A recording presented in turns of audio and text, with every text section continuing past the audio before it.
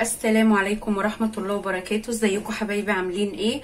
النهاردة بإذن الله هنعمل الكب كيك بطريقة سهلة وبسيطة، وتقدري تديه لولادك وهم رايحين المدرسة في اللانش بوكس بتاعهم، هيبقى جميل جدا. نشوف المقادير بتاعتنا ونشوف هنعمل النهاردة الكب كيك بتاعنا ازاي. معانا كوبايتين دقيق، معانا 3 بيضات، كوباية لبن، كوباية سكر، معانا كوباية الا ربع زيت، معانا شوكولاته شيبس اللي نحطها على وش الكب كيك موجوده في اي ماركت، معانا معلقتين كاكاو غامق، معلقه بيكنج باودر، فانيليا، معلقه خل عشان زفاره البيض، ورشه ملح. تعالوا نشوف مع بعض هنعمل الكيك بتاعنا ازاي. يلا بينا. هنعمله النهارده في الخلاط بطريقه سهله وبسيطه، مش هيكلفنا وقت ولا مجهود. هنجيب الخلاط بتاعنا وهنحط فيه كل المكونات السائله بتاعتنا. البيض، وهنحط عليه اللبن والسكر،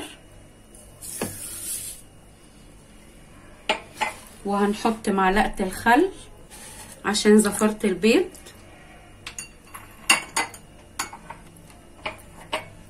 وهناخد الفانيليا معاهم. هضربهم كلهم في الخلاط وارجع لكم تاني عشان الصوت، بس نسيت الزيت معاهم. كده اخدنا كل المكونات السايله، ما اخدناش معاها غير الفانيليا بس من المكونات الجافه. هضربها في جبنا بوله فاضيه. بعد ما ضربت المكونات السايله بتاعتنا كلها في الخلاط، هنحط فيها الدقيق، وهنحط معلقه البيكنج باودر ورشه ملح، وهنخلي الكاكاو بتاعنا شويه، وناخد المكونات السايله بتاعتنا نصبها شويه شويه ونضربها بالمضرب اليدوي. عايزه مضرب كهرباء براحتك، مضرب يدوي المتوفر عندك استخدميه. هنحط باقي الخلاط.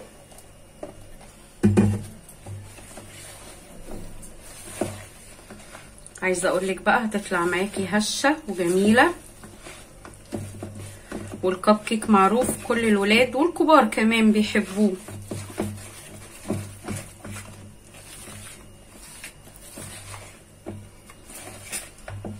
هنحط باقي المكونات.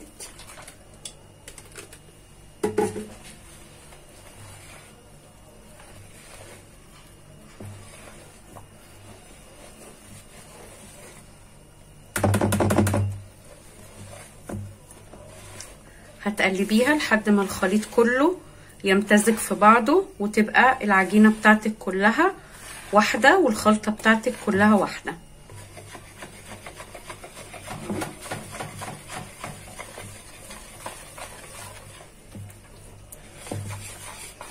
هخلصها واقلبها كلها وارجع لكم. وكده حبايبي انا بقلبت المكونات بتاعتي كلها، ما بقاش فيها اي تكتلات، ودي حاجة مهمة جدا ان انتي تقلبيها كويس، ما يبقاش فيها اي تكتلات في الخلطة بتاعتك او في العجينة بتاعتك. هنضيف لها بقى معلقتين الكاكاو عشان احنا عايزينه كب كيك بالشوكولاتة، مش عايزينه فانيليا.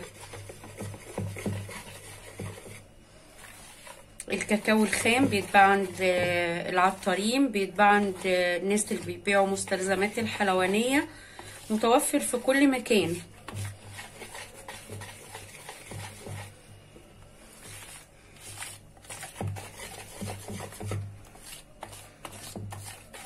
هنقلبها كويس عشان كل الكاكاو يتخلط مع العجينة بتاعتنا،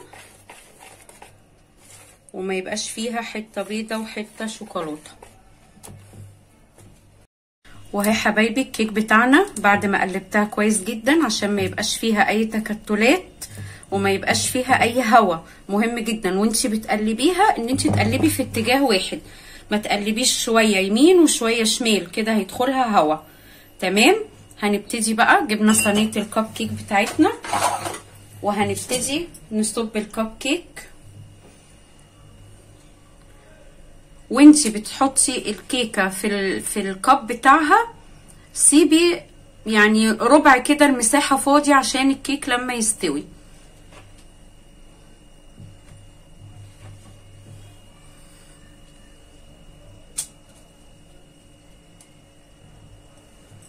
ما تمليش العيون كلها، يعني ما تمليش العين بتاعتها للاخر. اعملي حساب السوا، وتبقي مجهزه الفرن بتاعتك لازم تكون سخنه على درجه حراره 180 درجه، وتكون الشبكه بتاعتك في النص.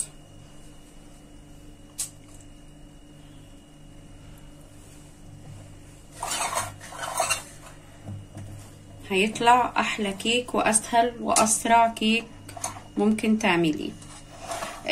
ورق الكب كيك ده بيبقى موجود عند محلات مستلزمات الحلوانية. الباكت فيه حوالي 50 وحدة ب10 جنيه، مش غالي. ولو ما لقيتيهوش، لو الصينية بتاعت الكب كيك مش متوفرة عندك، في الكب كيك اللي هو الالومنيوم برضو مش غالي.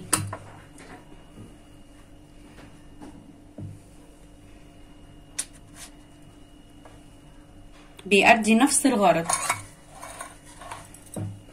هكمل الصينيه وارجع لكم عشان ما اطولش عليكم. وادي حبايبي الصينيه كلها بعد ما رصيناها، هنبتدي بقى نحط فيها الشيبس بتاعنا. الشوكولاته بتدي طعم وشكل حلو قوي على وش الكيك بتاعنا، والاطفال كلها بتحبها ومش غاليه. في منها الشوكولاته البيضاء وفي منها الشوكولاته البني.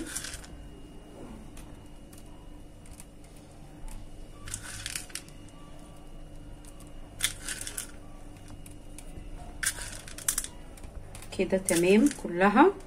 هندخلها الفرن بقى. الفرن بتاعتنا جاهزه وسخنه، هندخلها الفرن ولما تطلع هوريها لكم شكلها هيبقى ايه. وده حبايبي شكل الكب كيك بتاعنا بعد ما طلع منفوش وهش وجميل. لو عجبك الفيديو بتاعنا دوسي لايك وشير عشان الفيديو يوصل لاكبر عدد ممكن ويساعد الفيديو يترفع في المقترحات. ولو لسه ما اشتركتيش انزلي بسرعه بسرعه بسرعه عند العلامه الحمراء واعملي اشتراك ودوسي سبسكرايب عشان يوصلك كل جديد. لو وصفتي عجبتكم جربوها وقولوا لي في الكومنتات، ويا رب اكون ضيفه خفيفه عليكم. والسلام عليكم ورحمه الله وبركاته.